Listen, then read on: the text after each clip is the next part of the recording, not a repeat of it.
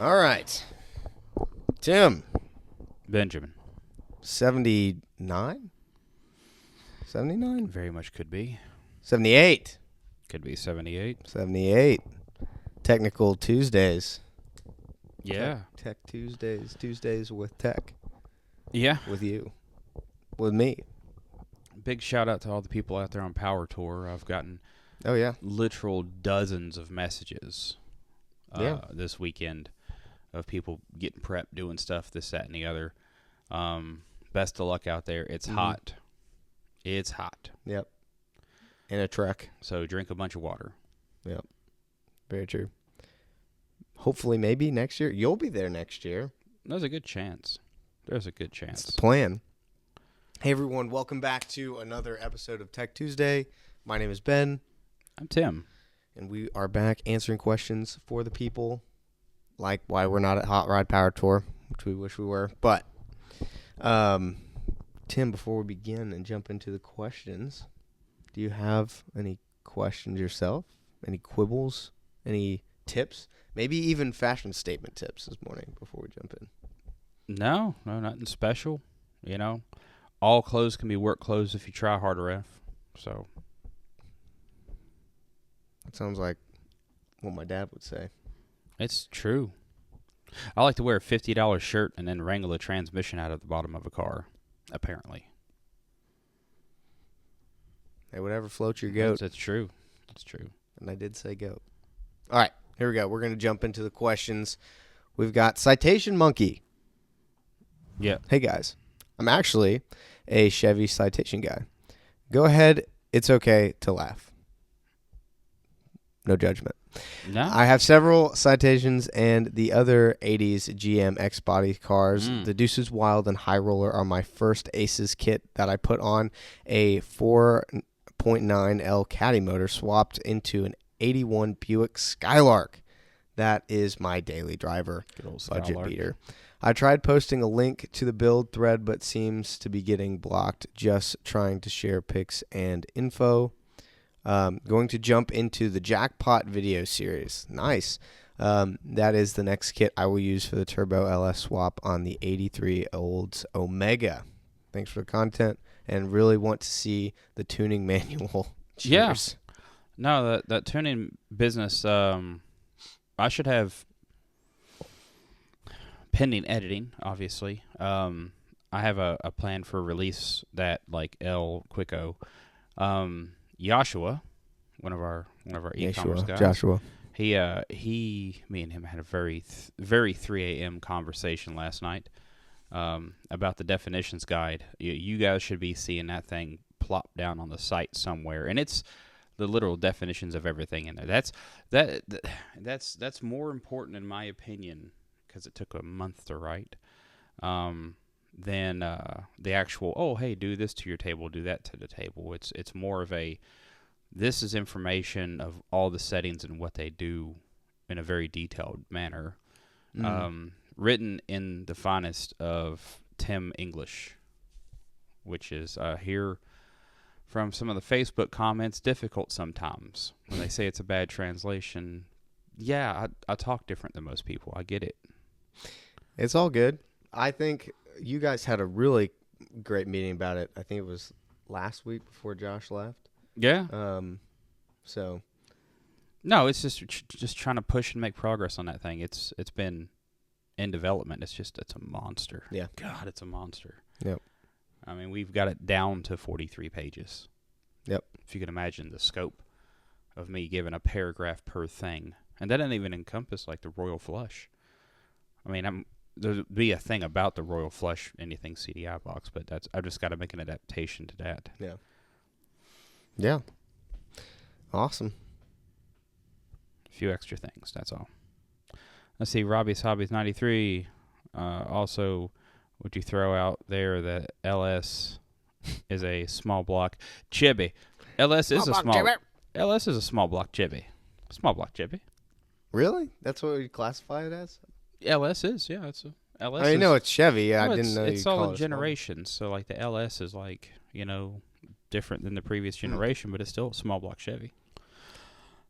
But what does LS stand for? Isn't it like luxury sport or something like that, maybe. Yeah. I don't really know.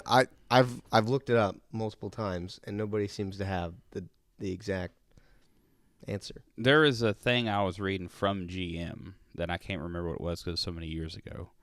But LS does have a certain designation. The most common one that people use is luxury sport. Luxury sport. Yeah. I'm interested if you guys have any other names for LS that I don't know of. Maybe the same way that people have names for Ford. Fjord? Well, anyway, I'll leave that there. Nothing wrong with Fords. You flop back and forth every single week on this discussion. I think you said it best when you said, I don't love anyone. I hate them all. It's true. I have so many cars, so many different brands, and all that stuff. You know, I've got, as in cars go, I've got everything from like Lucky Strikes to Marlboro when it comes to the different flavors of rusty versus leaky. Good motor, good bad trans, bad motor, good trans, good everything else, bad differential, great drivetrain, horrible car, has a lot of power, can't go fast, has no power, wants to drive fast. I got every variety you can think of. From rusty to less rusty. I actually do have a nice daily driver. I just have not driven in 2 years. Keeping in mind, you keep testing the Tahoe. I'm putting. Oh, dude, did you see that video I posted this last week on the face space? Mm-mm.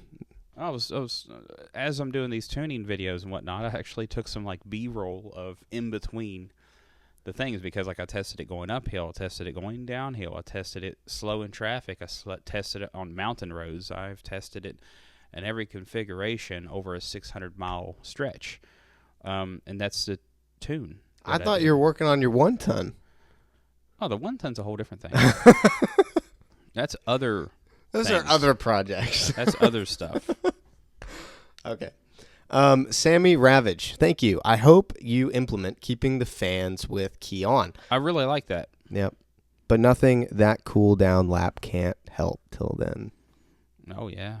You got to do a parade wrap after, after you get a mid-victory of killing about 27 cones out there on the autocross course, you got to do that victory lap so everybody can see you. That way you still got a cone stuck up in the fender, and it makes an awful noise. Oh, yeah. Nice. I've been that guy. No.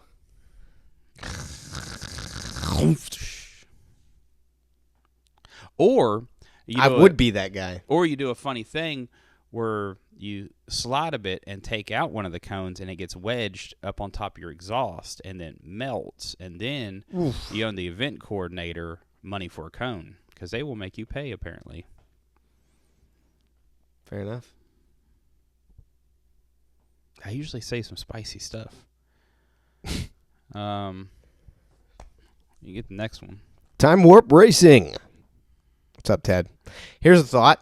To activate fans while engine is off but key is on, could a switch 12-volt supply be installed to the AC on fan wire to supply power to the wire to activate the fans? Or does the ECU need to see RPM? Thanks for another great episode. Engine needs RPMs.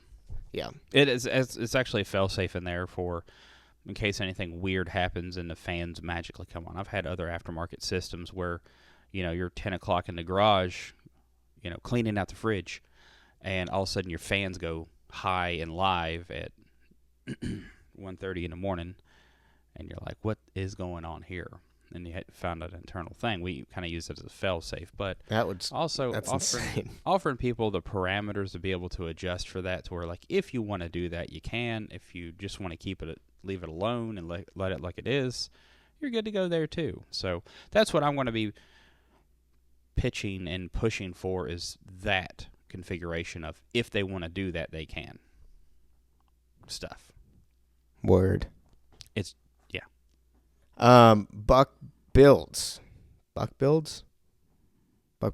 Can we get 2 digits past the decimal point on the handheld for the lambda reading? Without it, it's not much use. I've pitched that idea up already. I can follow up with it. I have this small list of things I want to follow up with, but we're making improvements to a bunch of different software stuff. I want to see that in the handheld as well, because you're right. Point something of lambda doesn't tell you a whole lot of information. Point something of lambda is much more preferred. Fair enough. Yeah. Rusted out with rival? Rival. Yeah. Hi. I have the quick draw that I'm going to use in conjunction with my kill shot on my 55 with Let's a go. Vortec 350 small block Chevy and a 4L60. Nice. I had to play around with it to get it shifted up decently. My main issue is I cannot get it to downshift like when passing. You punch it at any speeds and it stays in the same gear. Gone through and make sure I have correction done correctly as per tech department, and still can't get a downshift. Any suggestions? Also, the manual could really use an update with some troubleshooting tips. There's not much out there about the quick draw since you put it on the market, and that is accurate. We don't have a lot of great information out there on the quick draw. We're working on some videos currently, but that is on my list of I need to get a quick draw and put on something and go through all the parameters. We do have one on our in-house truck, but we're working on other videos for current time right now. So, unfortunately, but yeah, I do have an amazing list of when we get to that video series of how in depth I'm going to go with is all the different modes, paddle shift capabilities, troubleshooting adjustments, and such. You should see that spread over about a 4-video series, kind of isolating into each different section of that. With the kicking into it and not downshifting though, that's interesting because it should look at that and the speed ranges on the actual from 1 to 2, 2 to 1, so on and so forth. It should be able to see that you're outside that range and make it shift up or down. So, interesting. Send us a video on that. I'd like to see what your handheld's saying, if you don't mind. Like, go to the actual quick draw screen and see. Could be a TPS thing, could be a vehicle speed thing, some kind of weird stuff. But, yeah. I have an eyeball it. Or, you got the wrong gear ratio selected for your 4L60.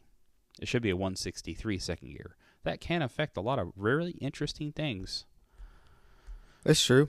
I think we could probably squeeze in a quick draw video on the black truck. Yeah, maybe. It's not a quick video. None of that's a quick video. It's all like painfully 15, 20 minute long dry tech from a guy like me. But that's okay. I mean, you guys want it, so it's our prerogative to push and make that. Yeah, so I'll see if we can schedule that. I think that's a good idea. Because, I mean, it's true. We do a lot on other systems. I think the quick draw could use some love. So can the high roller, I think. We could probably do some more with that as well. Man, I've been wanting to do the high roller for a year. Yeah. I don't personally have one. That's why you haven't seen one on my thing, is I don't have one. Same thing with the quick draw. I don't have one. Sweet. Awesome. SB Nova 1 says, since I've been using your software daily for the last couple of weeks, I would really like to see the VE table expanded. I believe you advertise for having a 3-bar map sensor on the kill shot, which is true, which is a selling point to me. However, there aren't enough rows to realistically tune for that much boost. Correct. I do plan to add low boost turbo in the near future, and taking just 2 rows for tuning above 100 kPa doesn't leave much below 100 for my daily driving tuning. Please also add the ability to dial in the temperature sensor like you have for the fuel pressure sensor and the oil pressure sensor. The 2 temp sensor senders I have, Aces and a spare, are both reading about 15 degrees too hot. Is it possible to split the CAN cable into 2 plugs so I don't have to unplug the handheld to plug in my laptop? I can build the cable. I just want to know if it's safe to do so. Thank you. No, because there's a CAN priority thing. It will absolutely give that thing a headache. Anytime you plug in the laptop, it'll confuse it, but it won't share all the data, because some will be on the handheld, some will be on the laptop, and then you'll end up with a packet issue, I think. I didn't have any great success with that. It really lost its mind, but we are working on a thing. Yep. Working on a little thing for that. As in for your temperature sender, there is a way to go in there and scale it just a bit for what the temperature reading actually is. It's I believe it's an X point or something like that, but it's not the same. It's not going to be in the sensors like fuel pressure and oil pressure sensor is. It's going to be, I think it's in system settings, I believe. But yeah, you should be able to augment that just a little bit. Some of the systems allow you to adjust like resistance values and whatnot, but in the handheld, I believe, is the only place you can really do that. Also, you're right about the resolution of the table. It's not enough for running any kind of high booster application there. So that's an update for the future with our bigger, nastier ECUs. Whenever we start pushing that stuff and doing all the prototyping and everything on it, we're already doing prototype on everything, but yeah, it takes a lot more actual physical onboard RAM. We have an amazing processor, but it takes so much more RAM to run that size of a table as it goes. So yeah, that's because if you give one thing, you have to take something away, and no matter what you do, everybody's going to be mad. So yeah, we're going to add more resolution to the table in the future, but it's going to be incorporated into other systems with ECUs. Yep, because it takes a lot to true. do that. But it'll be the same size as the current learning table. They'll match in size. Yeah. No garage guy. No garage guys. Hey guys. About to say no guy garage. So Dyslexia. since last Tech Tuesday, I've been binge watching, listening to the TT vids. Word. Sweet. And I have a GM transmission question. Yeah. I started a SBC Gen 1 swap for a 98 JZ Cherokee. I want to get the Killshot 2 with progressive linkage for off-roading. However, you guys repeatedly say you're not four-wheel drive guys. If the trans controller can't handle the transfer case, should I just go with the 700R4 instead of a 4L60? I was hoping to use the trans controller with the 7-inch and a speedo feature, and the truck has no factory wiring left, so the 7-inch dash would be the best. Depending on the transfer case, really. If you're using a selectable manual one, but then there's still going to be the speed output on the low side that's going to mess with your shift scheduling quite heavily. So that's kind of where we're at with that. That to make a four-wheel drive work in these type of applications takes a secondary speed input that we're not really wired for currently. Without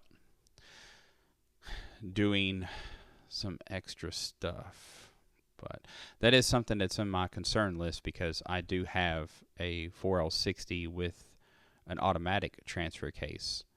And I'm going to be trying to figure out the magic sauce recipe on making that work. And hopefully I can get it done soon because I am still currently building my 4L80 for my truck. And then I'll be messing with that pretty well directly. Yeah. Because I do want it to work. I want it to, push the button. It still works, everything. Yeah. It's just another OBS truck I got. It's just my 1-ton. But it'll be LS, 4L80, very well built, automatic transfer case, big single turbo. I just got to figure out if I'm going to put a jackpot on it or not. I still got all the factory stuff, but it's an opportunity to do all that stuff with jackpot or whatever avenue I take. So it's an unwritten book. I think eventually, I know we've talked about possibly pursuing 4-wheel drive as something that we'd really like to do. I don't know of any timelines, but like you said, we just don't have. It's not wired for it currently. So. It takes extra inputs. Yeah. We are going to have extra inputs soon, so we might be able to wrangle that in there, I guess is a good way to say it. Yeah. Yeah. Jay Welch, B5D. Can I remove the kill shot, replace with carbon, still use the timing control from the kill shot as I don't want to remove the distributor and just can't get the kill shot to run right? Runs great one day, next day won't with no changes made to ready to do away with it. I don't know if you can run timing control on its own. You could with a high roller. I don't know if you could do that with a kill shot. It still takes a lot of the sensors that's going to be on board of that throttle body, TPS and various other things, and A lot of that's going to set where the timing is. I mean, theoretically, yes, it's possible. I mean, you already own the stuff, but when it comes into that, it's like, yeah, you're just not going to be using the fueling section, so you might have to get really inventive with how to make all the sensors work correctly. Like you wouldn't need the IAC. You wouldn't need the injectors. You'd really heavily need the TPS and that map sensor. But yeah, anything's theoretically possible. I ran a wild card ignition only. That was a hoot. Because I ran a carburetor with a wild card, but it's like I didn't like the way it ran. And then vice versa. Yeah. I'm sorry it's not running well. Well, I think a lot of these type of comments as well will be greatly helped out by the current thing that I'm working on to push out into the public. Is not everybody's a hardcore tuner. They're not super comfortable with laptops, etc. I mean, nothing against this dude, but yeah, it's one of those things. Like, I've got to figure out a way to more rapidly get information out the door instead of sitting on it for 3 months. So I got to keep that push of this needs to get out there. Yeah, because I've got an amazing amount of tech documents that need to be published, and they're going to be on the site, but like very usable. So those will they'll be updated about quarterly for any kind of new graphics or new information or changes to the systems. So that's kind of the future projection on that whenever we actually start putting these on the site for public download. Yep. Robbie's Hobbies 93. Why do you guys not offer the Joker or Wild Card for Vortec heads? We don't have intakes for it. I feel like we started that recently, though, didn't we? I thought we had. We tried to get Vortec intakes. Am I wrong on that? I've got no information on that. Check back later. Yes or no? I'm not really sure. I've got prototypes that would test fit, but I don't, as in stock and available on the site. That's something we'd have to actually look into on our inventory to see if that's a thing we got or not. Yeah, I could have sworn I've seen that, but it's been talked about a bunch, for sure. Because we get carbureted ones for Vortec. Multiport's a whole different gig. I'll double check. But Tim's probably right. If it exists, yeah, we'll throw a link in right here about where it is. It shouldn't. I don't deal with inventory that frequently. I don't think it does. Well, maybe on the quality side. I think it does, but I could be wrong.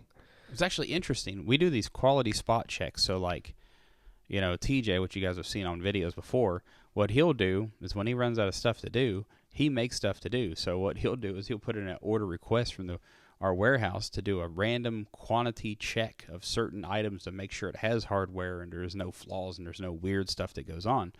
So just as a little bit of extra thing for you, the people, because that's important to do. You gotta do your spot checks. Otherwise, you could have a thing going on, then send them out, and then a whole bunch of people are mad. We don't want that. Yeah. We don't want people to be mad. We want people to go out and do burnouts in the parking lot every once in a while. The Keeks 282. I bought the Wildcard Master Kit with the Command Center 2 from Aces. I got it running immediately. Yeah. It's a great product. I do have a question about the fuel pressure on the Command Center. I key on and get 58 PSI. After the fuel pump stops, it immediately goes to 0 PSI and then will not start. It will start every time if I turn the key immediately to engage the starter. If the key is on and wait till the fuel pump stops, it will not start. Any help would be great. I did do the hard to start document from Aces, adjusted the fuel prime percent, and didn't seem to help. All right. Well, it waits three seconds or however long you tell it to wait, and then it turns off that prom feature, and then until it sees RPM again. Make sure you have consistent RPMs. Yeah. Did we have something similar happen with the Camaro or no? I can't remember. No. We just ran that pump dry and actually burned the pump up. Oh, was running it on the dyno. Well, I do remember that. Stomping that thing on the dyno. We had sitting outside of Tractor Supply. We just straight up ran that thing out of fuel, and it just ate itself because it sat there and got hot. Yep, I remember. I mean, apparently a big block uses a little bit more than a 5-gallon gas can when you're doing full pulls on the dyno all day. It's true. Robbie's Hobbies 93 says you guys should come out west for Good Guys or something. Yeah, we'd like to see more out west stuff. We have to. We're planning up. on it. We got to staff up on some going the show type people because you guys have kept us busy. Believe it or not. I think we are going to Good Guys. Panoma? It's somewhere in California. Panoma? I don't remember. Pomona? It's Good Guys. Oh God. It's a Good Guys show. Can't remember. In Panoma. But anyways, yeah. I don't remember. Do you remember what it is? I think it's the Pomona one. No, but I think there is a West Coast show for Good Guys on our schedule. It's in August, I think. Yeah, we'll have to double check on that thing too. See him out there, that's fine, but that's Vegas. It's not really the West Coast. But yeah, I'd like to see more stuff on the West Coast because, we get a lot of sales from the West Coast, which is surprising because of carb and all kinds of crazy limitations people have right now and crazy stuff going on. Yep. But getting out there and doing more West Coast shows would probably be. You'll probably see us out there more often next year because we're actually going to have to staff up a little bit on that kind of situation if we're planning on going to that kind of thing. Or at a minimum, cut deals with some of our authorized tuners and dealers that are on the West Coast to see if they want to show up too. But we would rather go, honestly. Yeah, of course. Absolutely. We kind of like being there because some of those questions people ask are tough. And sometimes people want to shake your hand to give you a hug or be weird. Sometimes they want to be mad at you, and they just want to be mad at you to your face. It's true. It's okay too. I've had that. It's true. Okay. You can communicate loud with me. I'm tough. I ain't gonna cry too much. Well, not too much. That is good. I ain't gonna cry in front of the kids. Charles Mott Jr. 7331. Quick tech question that has me stumped. I have a 2001 Crew Cab S10. Sweet. Okay. Running 04 Flex Fuel 5.3 from a Tahoe, matching 4L60E. I'm a big fan of that combination. I've made an S10 MP233C transfer case, running Jackpot LS Pro driver wire. I have VSS calculation, corrects y'all stock 30% and 40 tooth. Y'all stocking 5% on the VSS toggle setting. I have my tack out set to tack out, and it sends like 1,300 over actual RPM, but the handheld reads 4 over actual GPS miles per hour versus VSS miles per hour. Where should I adjust to get the VSS dialed in? The VSS calculation correction doesn't seem to change anything on the handheld. You might be adjusting the wrong one. There's two that are very similarly done, but there is the VSS correction factor normally comes in set, I think, like 31.9 or something like that. Most of the time on that combination, depending on your gear ratio and tires, you're going to be in the mid-20s on that adjustment. So, like, mine is setting at 26 right now. I think that Impala that I did in that one video, which is one of the jackpot vehicles, I think it's at 23 because of the gear ratio. So that's in the range you're looking for. And most likely with that setup, if you're using the 01 373 Grenade 80 with a 26-inch tire-ish setup, you're going to be probably around 25 or so. Just a guess. I mean, like a slightly practiced guess, but you'd be okay. If it don't work, reach out. Yeah. If you call in a tech and they don't know, they can get that information because they got documents and stuff. So maybe there's one that they can send to you. Yeah, before we get it published. I really hope that all of those documents, especially the definition guide, comes out here very soon. I've got 30 more that I've written that I haven't fully edited yet. That are actually just like low key, just like just a little tweak or an adjustment, but it's end up being a 4-page monster of this is important because of this reason. This is adjusted because of this reason. This is what you should look for when you're adjusting it because of this reason type stuff. Yep. All right. Immortal Motors 562 says, is it possible for future iterations of the TBI system to have an adjustable throttle return spring rate? I like how it has a built-in spring, but was a bit weak in my opinion, and I ended up installing an aftermarket throttle return spring kit that I had to slightly modify to work to my satisfaction. Oh, neat. Yeah. I don't think we can't. Oh. I don't know how high on the priority list that would be, but I don't think it's... Well, the thing is, if we increase that, that means that every single throttle body is going to have that.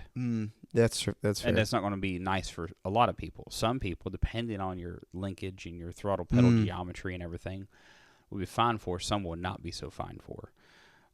Some people, they have taken that on the secondaries, that clock spring that's in there, they've taken it around the actual shaft itself one extra time to increase how much tension's on it. Some people just put a secondary spring in, which ain't too bad either. Yep. Really depending on your throttle bracket. So sometimes you get the aftermarket throttle linkage and it comes with some return springs on it. You just clip them in too easy. Yep. But that's really up to you. Maybe yeah, we do a spring kit. If we change that, it'll be... like that. No, we went for the medium weight on that. We didn't want to go... If you go too light, then you run up with like weird throttle stuff. If you go too heavy, then everybody's mad at you. If you go medium, it kind of gets less people mad at you. Yeah. It's the lesser of the three evils. Yeah. Bad Doogie? Dougie. Dougie? Dougie. It's a Doogie. Dude, good to see you again. I got a fuel tank pump 255 liter per hour. Where can I get a bigger filter that comes in a kit? More specifically. More specifically. Specifically, I'm just kidding. I still, in my he head, says I flashed West Specifically. Specifically, what filters fit the pump? Solid question. I can't remember the exact size. It is the larger orifice on that, but it's an in-tank one, so it's the little sock filter. I can't remember because there's only like two sizes, and one's like real tiny, and it's like 14 millimeters or something like that. And there's another one that's like 17 millimeters, and then there's like center versus offset stuff. I think it is the larger one because it goes around the neck of the throttle. I mean the fuel pump instead of like kind of onto the end. That's a solid bit of information I haven't thought to look up and put out there in the world for the folks. Is what size is that sock filter? Because that's valuable information to people that say you put one of our conversions in a rusty old tank and it's all stopped up. You know, I think everybody should have the option to go down to the O'Reilly's or AutoZone and say, hey, I want one of these things. That's a good point. I didn't even think about that. Yeah, but just never really been come up before. We'll look into it. Yeah, we can make a short or something. I know once you put them on, they're kind of tough to get off because they kind of, right on into the plastic a bit. But they can come off. They're just kind of tough. They're not meant to fall off. Yep. Kaiser's is a brand new CG8 SD. Sure. Hi guys, 5.3 LS Chupacabra cam. Yep. TBS, I know what you mean. TBSS intake, 50-pound injectors, 92mm Nick throttle body, Aces jackpot, 58 PSI fuel regulation. Truck don't start right, the right way. Have to give throttle. Any suggestions? Drive-by that park there versus ECT to the moon a little bit. Throw about 20 points on that thing. Worst case is you start up and it idles too high for too long and get stuck in a little loop there. But that'll get you in the right direction because what that's going to do is going to jam that park position open on the IAC and give it some more airflow. You want to crack that throttle body open too. Don't drill the plate. That's such a last resort thing. But yeah, do some things to get it some more air. And when you adjust the throttle plate, make sure to reset that TPS. Yep. That should help. That should help. I think I've put that in a few videos about messing with the park there versus ECT. Yep. For sure. Sweet. Awesome. 22 comments. 22 of them. We try to do the best we can. We'll be getting geared up for a live Tech Tuesday here soon. The next couple weeks, we're going to try to, at a minimum, do one a month because it's just a really good exercise, good fun, good interaction. Yeah. And some people bring some good questions when they're thinking about it. If I don't know about you guys, you ever going to make a comment for a legit question, and by the time you get to the end of it, it's a paragraph and a half, and you've totally lost focus? Well, this is more of a direct opportunity to catch us off guard. Nope. As you guys realize, I will answer anything as long as it's appropriate. Fair enough. So awesome. Tim, thank you so much for joining me this morning. It's still morning. Still morning. Still morning for this episode of Text Tuesday. Everybody, thank you so much for joining us. If you liked it, feel free to leave a like down below. If you have any questions about ACES fuel injection or EFI in general, feel free to leave a comment down below, and we will do our best to get to it in the next Tech Tuesday episode, which may be live, to be determined. Maybe it's the week after. Really have to see. We'll see. It's more of a schedule-related thing. But yeah, if you know anybody that's looking to switch to fuel injection and they have questions, send them our way. We'd love to help them out in any way we can. But guys, as always, thank you so much for watching, and we will see all of you in the next video. Bye for now. Bye now.